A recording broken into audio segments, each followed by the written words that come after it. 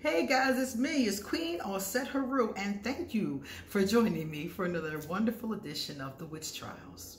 I know it's been a while since I've been here to give you an update, to give you a review on another hot topic, but I was on vacation and then I came back and everything had to be dealt with, you can imagine, and now everything is back together and I came to talk with you about today's topic, okay? So today I put another web series on trial.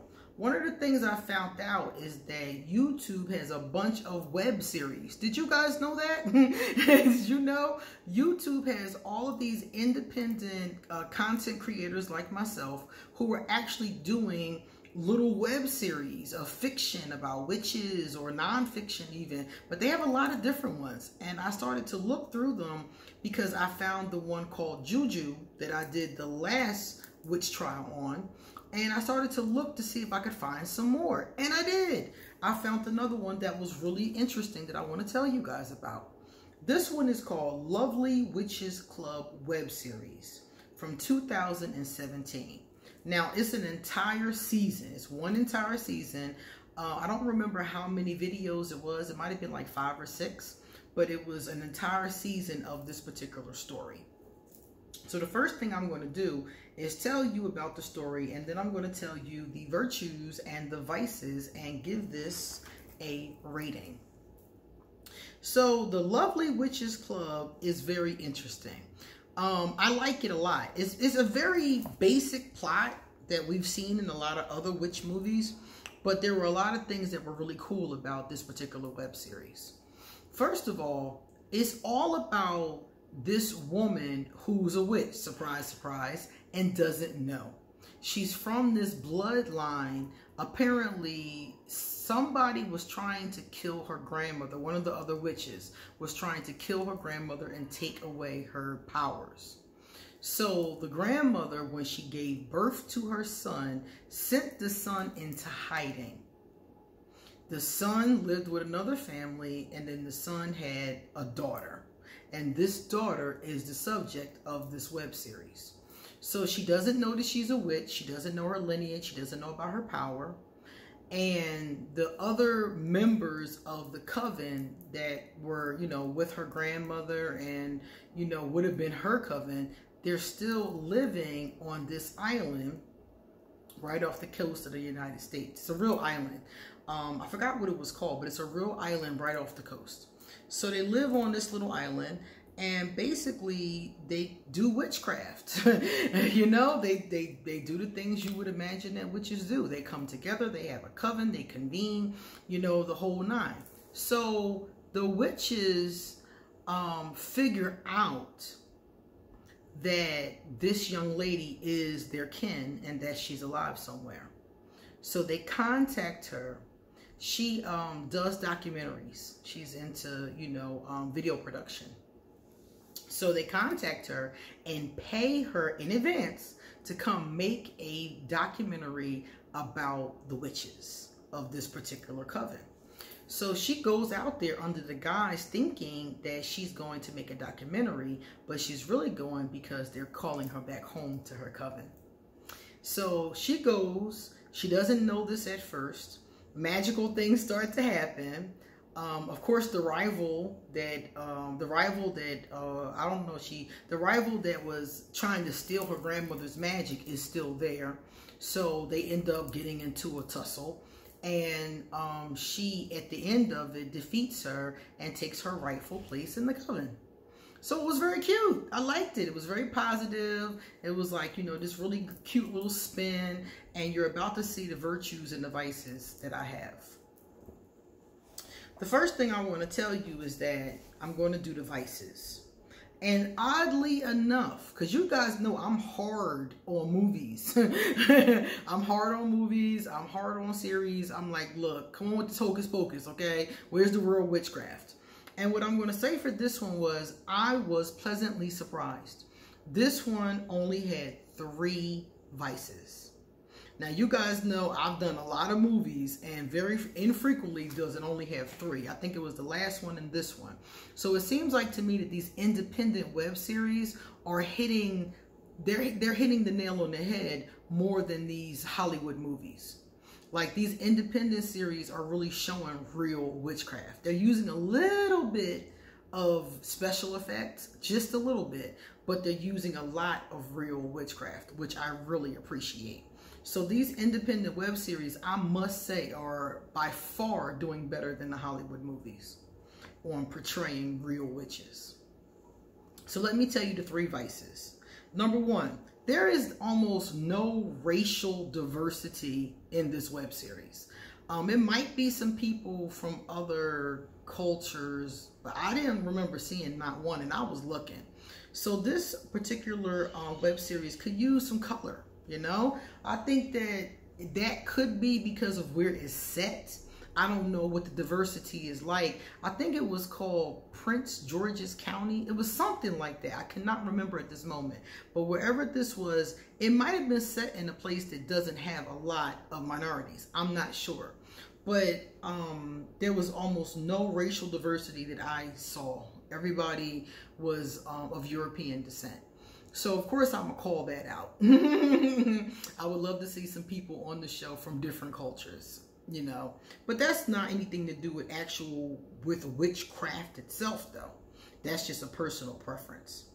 Now, with witchcraft itself, they only did 2 things that were really, like, you know, hocus pocusy. And I let them slide because they were in good taste. One of them was moving items with magic. Of course, you know, people... and you've seen this in so many witch movies. They're able to fling things and move things with magic and close doors and throw things at people. And we really can't do that. I'm not saying that nobody can do telekinesis, because according to what I've heard, there are studies that people can do telekinesis. But typically, I've never seen a witch throw somebody across the room with her mind. I wish I could do that, man. Oh my God, I'd probably get arrested, so I guess not. Number 2, paralyzing people with magic. They could paralyze you, make you, you know, lose control of your body, not be able to speak, not be able to walk, not be able to talk with the use of magic.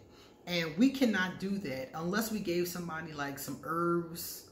There might be some herbs that could render you paralyzed, but I mean, just with your hand like that is not going to work. So those are the only vices, and only 2 of them are relevant to witchcraft. Now I'm going to tell you the virtues. I'm going to tell you what I liked about this series. What I liked the most is that they were doing witchy stuff. They were chanting in the woods. They had this huge, cool cauldron. I love that so much. I've never seen witches with a cauldron that big. I've seen a lot of cauldrons in my day, but I've never seen, you know, witches standing around a cool big cauldron like that. That would be really great for coven work. And some covens probably do have them. I've just never come across it, other than seeing it on television.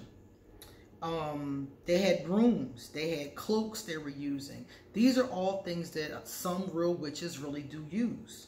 The opening credits are really, really cool. I love the way that they do it. They got little magic going on, you know. I love the opening credits. Also, the main character could see spirits, and I think other people probably could too. But she could see the spirit of her ancestor walking around, and she was like, yo, who is that? You know, that's how she first got tipped off that maybe she wasn't just there to do a documentary. They had herbs. They had lots of books. I love witches with books. That's one thing I just love. I think it's so important to learn. Nowadays, a lot of modern witches don't learn anything. I've talked to so many modern witches that told me they're witches, but they don't know anything about craft. They don't know anything about what herbs to use, color correspondences, crystals, oils, none of that. So when I see a witch show and they have like books and stuff, I'm like, okay, these are reading witches. Very good, very good. So I like that. They had some cool witchy music going on, like kind of pagan inspired. I like that a lot. They addressed pagan posers. I love that because I see these people all the time, and I thought it was kind of cool that they addressed it. And basically, what are pagan posers? They kind of just come together and have like ritual orgies and get high. And they talked about this in the web series. And they have ritual sex sometimes, which basically is just sex. It's just orgies. It's like group sex, you know. They wear costumes and they call themselves witches, but they don't do anything that witches do. They don't cast spells. They don't, like I said, they don't know. They're not very knowledgeable most of the time. Some of them can do readings. Most of them can't, you know, but they call them pagan posers, basically. So they just pretend to be into witchcraft because it's supposed to be in fashion right now. It's been in fashion for a while. So some people just want to seem chic or hip or, you know, different, you know, and it's definitely not about that. Being a witch, being a shaman, being a priestess is definitely not about posing, you know, and having orgies. But that's what these pagan posers do.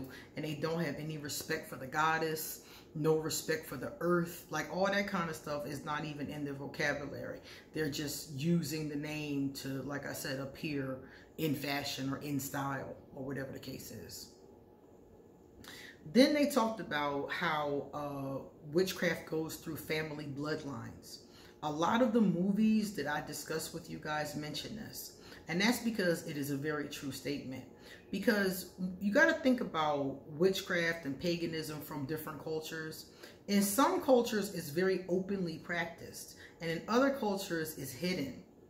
So in the cultures where it has to be hidden, it is like passed down by word of mouth from generation to generation. Or by a secret, you know, book of shadows, which is a book with your family's, you know, spells written in them. And it's passed down from generation to generation. Also, they said that being a witch is not just learning some spells and learning how to use some herbs. There's an innate ability to you. Generally, you have some kind of psychic ability. You either have like clairaudience or clairvoyance or something like that, or maybe even more than one. And this is said to run in the female bloodline. A lot of times, most of the time, not all the time, because there are male witches and there are male high priests and things like that. But if you took a survey, you would find that from like, if you took a survey all the way back from the beginning of time to now, you would find that the majority of magic workers are women. And there's a reason for that. They said that women are more inclined to spiritual work. Women are more inclined to be the spiritual leaders, although not all the time. So it does seem to go through family lines and things along those lines. Scrying in the cauldron. Scrying is really cool. Scrying, and they were scrying a lot, actually. Scrying is when you stare at something, when you stare at black ink, when you stare at water in a cauldron, when you stare at a crystal ball. It's when you stare at something and you speak on the images. Everybody's seen the stereotypical fortune teller with her big crystal ball. She's scrying. That's what they call that. The crystal ball action, that's called scrying. And they use their cauldron to scry. So they would stand around it and look at it and touch it and move it and look for images and things to come that they were looking for. You know, premonitions, I would call prophecies, things like that. And they would do it by scrying in the cauldron. And some people really do use that as their divination method.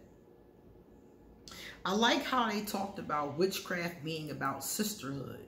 Remember, I talked about a lot of the witches being female, although not all. And a lot of times that energy of sisterhood is very present. I ran a coven. I've had the opportunity to sit in and watch other covens too. And a lot of times that sisterhood is very, very heavily influenced in the coven. Some of the times, like I said, you have men, you have men in some of the covens. So it would be more so like his brotherhood. But usually it's about sisterhood and femininity and sharing and that kind of thing. The maiden, the mother, the crone, it's that kind of energy. Then wearing all black. A lot of witches, especially modern day witches, wear all black. I wear all black very often. I wear a lot of colors at this point in my life, but I didn't always. And a lot of modern witches do like wearing black cloaks, black dresses, black outfits. It's not mandatory at all. Witches can wear any colors that we like, but black is seen as being a protective color. People think that witches wear black to like symbolize some kind of evil or something, but the truth is that black is protective. All of the protection stones, not all of them, but most of the protection stones are black. Black obsidian, black onyx, black tourmaline. A lot of them are black. And that's because black is said to be a protective energy. It's said to absorb bad energies. So a lot of times in this series, they had on black, which I thought was really cool. And you also see that in American Horror Story Coven. They wear black a lot as well. So you see this in different witch movies, this homage to wearing black, and it's still done by a lot of people today. Casting rhyming spells. I love a spell that rhymes. Those are my favorite ones. They don't have to rhyme. As long as you get your point across, it doesn't necessarily have to rhyme, but I rhyme most of my spells. I write my own spells and I rhyme them. But I'm a poet, so it's easy for me to do that. And in this web series, all their spells rhymed. And I was like, yes, yes, yes, yes. I love that. There were curses. Some people had curses, you know, put on them. The grandmother had a curse, and I think the granddaughter had a curse. Curses do happen. It's a nasty, negative part of, you know, doing magic. I don't do curses, and a lot of people don't, but a lot of people do. And a curse is when you throw bad energy at a person, negative energy meant to hurt them. And some people truly believe it is in their right to harm people. I disagree, so I don't do it. So there was a couple curses cast in this particular web series. Protection spells. There were protection spells put on several people, including the main character, in the web series. Protection spells are real. I've cast many, many protection spells for myself and other people. It's just protection spells are to keep bad energy, you know, from bad juju, you know, bad spirits, things like that. Is to keep that kind of thing away from you. So I've done a lot of protection work. Protection work is the first thing I teach my priestesses. You have to know how to protect yourself, because once you step into the pagan world, you don't know what kind of people you're going to attract. You know, you could attract people that are good, you could attract people that are not so good. So you need to be able to protect yourself. Magic going through women. We just talked about that and how it goes through the female lines. Not all the time, because I do know a few male witches, but usually women are the stronger suited for this particular job. Men have their own strengths in other areas, but being the spiritual leader was typically a feminine thing to do until patriarchy took over the world. Patriarchy is what made men the spiritual leaders, but before that, in most cases, they weren't. Age and size diversity. Now remember, I said I didn't see a lot of racial diversity. I don't remember any racial diversity, but I did see some other diversity that really was impressive. I saw age diversity and size diversity. There were people of all different ages. There's a couple of young witches who are about the age of the main character. There are a couple older witches that would have been around during her grandmother's time, and there are witches in between. So you have different ages represented. I like that. I like that a lot. A lot of times when you see movies, when you see television shows, even web series in some cases, you don't see a lot of age diversity. Like even in Juju, the web series, almost everybody is in their 30s, 20s, 30s, and there's one elder there. And you don't get to see, and there's probably other elders implied, of course, their mothers and grandmothers, but you don't really see them. You just see the younger people. In this particular series, you do see age diversity, and it's talked about and it's kind of celebrated. And like the elders want to keep tradition, and the young people want to bring new blood and creativity to the craft. So it's interesting to see that, because you do have that dynamic going on in real paganism. And the other one was the size diversity. Everybody's not a size 2. I love that. I love that. They have different sizes. Some of the women are smaller. Some of the women are bigger. There's a guy. Some of the guys are bigger. Some of the guys are smaller. I love seeing size diversity because a lot of times in Hollywood, everybody's a size 2. Everybody's starving to get into their jeans tomorrow, you know, and that's all you see. And that's really not representational of the real world. In the real world, you have fat people, you got skinny people, you got tall people, you got short people. I like that diversity of people because that is how our world is. Now let's count, guys, and see how many virtues this has. 1, 2, 3, 4, 5, 6, 7, 8, 9, 10, 11, 12, 13, 14, 15, 16, 17, 18, 19. So it has 3 vices and 19 virtues. So as you can probably imagine, I give this an A-. I give it the same grade that I gave the Juju web series. These are both 2 excellent web series. They're excellent for 2 different reasons, though. I like Juju because, and I think that they're getting ready to do another season of Juju. As a matter of fact, I think they're trying right now.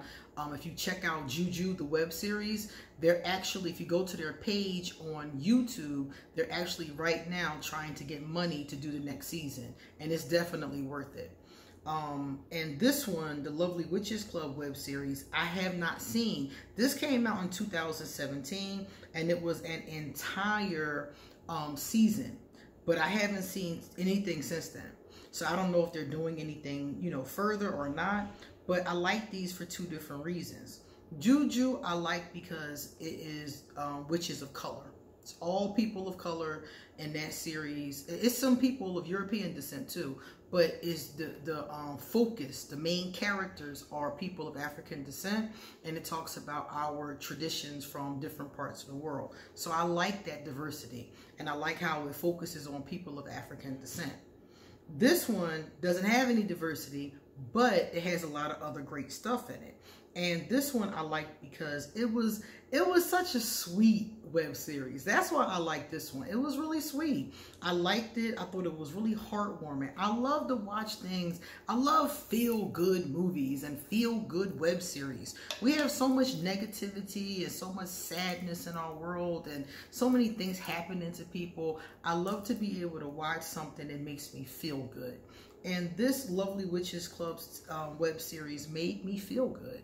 I liked the characters. The characters were, I wanted to see her win. I wanted her to take her rightful place in her coven, you know? It had characters in it that were charming. The gentleman that was courting her, very charming. They had this one scene where they had a bonfire. It was adorable. They was drinking, like, they called it witch's brew, but it looked like corn liquor to me. You know, my family's from the South, so I know corn liquor when I see corn liquor, and that looked like corn liquor. So yeah, I thought it was really adorable. I loved it. And even when they had the conflict was very, I ain't gonna say it was very easily dealt with, but it was dealt with, you know? So I really did like it, and I loved the costumes. I loved it. I thought it was so cute. And I hope that the Lovely Witches Club comes back for 2020.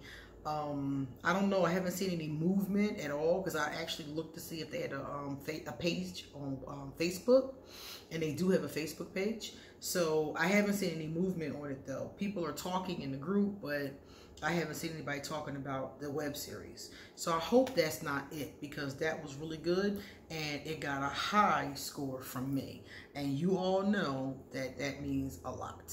Okay? All right, guys, I want to thank you for being my patrons in 2019 and now moving into 2020. You guys are amazing. You're amazing for having my back and, you know, looking out financially and, you know, sending me little messages about the witch trials and things along those lines.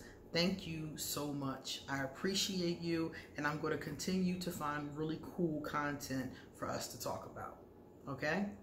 All right, guys, it's time for me to get going. So if you like this video, check out underneath it because underneath it is going to be all the information you possibly need to check with me or get more information if you so choose. All right, guys, see you later.